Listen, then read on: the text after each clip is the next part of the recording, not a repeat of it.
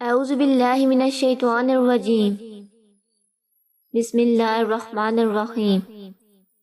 معزز سامعین و ناظرین، السلام علیکم۔ زنا کے خیال سے بچنے کے لیے مشت زنی کرنا کیسا ہے؟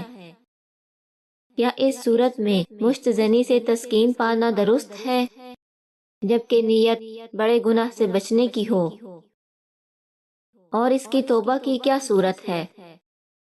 حضرت عطا رحمۃ اللہ علیہ فرماتے ہیں کہ محشر میں کچھ ایسے لوگ آئیں گے جن کے ہاتھ حاملہ ہوں گے۔ میرا گمان یہ ہے کہ یہ وہی لوگ ہیں جو اپنے ہاتھ سے شہوت پوری کرتے ہیں۔ اور حضرت سعید بن جبیر رحمۃ اللہ علیہ نے فرمایا کہ اللہ تعالیٰ نے ایک ایسی قوم پر عذاب نازل فرمایا جو اپنے ہاتھوں سے اپنی شرمگاہوں سے کھیلتے تھے۔